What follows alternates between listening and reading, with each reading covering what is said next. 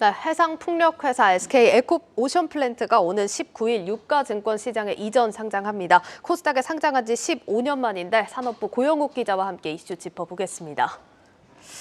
고 기자, 최근에 SK오션플랜트가 해외 기관 투자자들을 상대로 IR을 진행했는데 여기서 어떤 얘기 나왔을까요? 네, 그렇습니다. 지난 14일 금요일에 해외 기관 투자자를 상대로 IR이 있었는데요. 예. 해상풍력이 글로벌 시장에서 얼마나 성장성이 있는지, 또 거기에서 SK오션플랜트가 얼마나 또 우수한 경쟁력을 갖췄는지를 설명했다고 회사 측이 전했습니다. 예. 글로벌 해상풍력 시장 규모는 2040년에 현재 15배인 1조 달러로 전망이 되고요. 그중에서 SK오션플랜트는 현재 해상풍력의 이제 분야에서도 고정식 하부 구조물 부분의 아시아 1위 제조사입니다. SK오션플랜트는 앞으로 이제 고정식 하부 구조물뿐만 아니라 부유식 구조물과 또 해상 변전소를 포함하는 종합 해양 플랜트 기업이 되겠다는 목표입니다. 다만 이제 선풍기 모터에 비유할 수 있는 터빈이라든지 아니면 이제 터빈을 받치는 그 타워 부분, 이 부분은 이제 또 CS 윈드가 잘하는 부분인데 이 부분을 만들 계획은 없다고 설명했습니다. 알겠습니다. SK오션플랜트가 왜 코스피 시장으로 넘어가려고 하는 겁니까?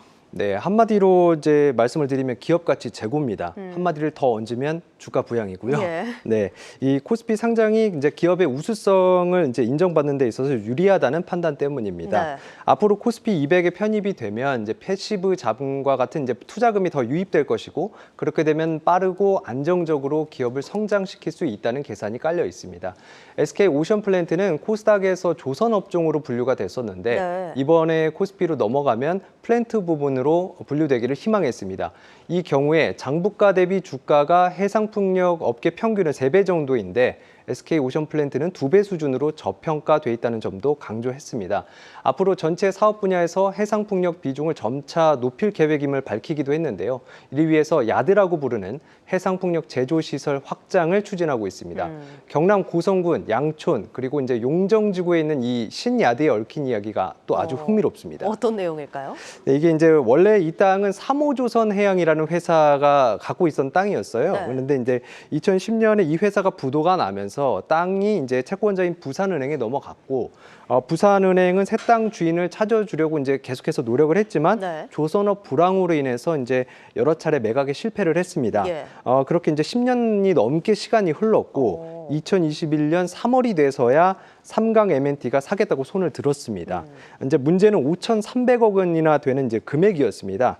당시 삼강 M&T가 갖고 있던 돈의 2배가 넘는 돈이었는데요. 송무석 삼강 M&T 회장은 이제 회사를 키우기 위해서 경영권을 포기를 하고 외부 자금 유치를 결정을 했습니다. 네. 그때 들어온 게 지금 그 SK오션플랜트의 모회사인 SK에코플랜트입니다. 네, 그렇게 해서 이제 양촌 용정지구 인수 계약을 체결한 날 SK 그 에코플랜트의 경영권 매각도 진행을 했습니다. 그러니까 회사 운명을 바꾸는 결정이었다, 이렇게 좀 표현을 할 수 있겠습니다. 네.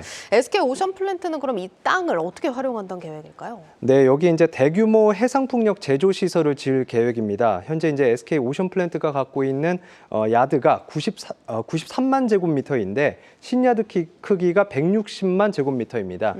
이제 합치면 지금보다 3배 가까이 늘어나는 거고요. 예. 연간 생산 능력도 해상풍력 그 하부 구조물만 했을 때 65만 톤이 추가돼서 3배 가량 늘어납니다. 네. 이제 지금 이제 털을 닦는 공사가 진행 중인데 이르면 3년 뒤인 2026년부터 공장 가동이 시작될 예정입니다. SK오션플랜트 측은 생산 능력이 커지면 넘쳐나는 글로벌 수요를 따라잡을 수 있을 것이라고 설명을 했습니다. 또 모회사와의 그 시너지도 기대를 했고요. 네. 그러니까 모회사 SK에코플랜트죠. 시너지를 어떤 식으로 기대를 해볼 수 있을까요?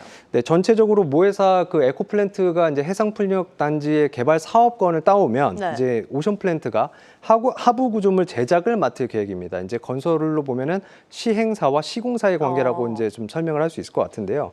장기적으로는 친환경 에너지 생산부터 유통까지 이어지는 가치 사슬을 만들 겁니다. 네. 쉽게 말해서 이제 바람개비를 바다에 20-30개 정도 이제 꽂으면 여기서 이제 전기를 적당한 전압으로 바꿔주는 그 또 해상 그 변전소가 필요하거든요. 네네. 이 변전소까지 이제 오션플랜트가 만들고 에코플랜트는 여기서 만든 전기로 수전해를 해서 이제 수소를 생산하고 육상으로 보내는 그런 구조를 구상을 하고 있습니다.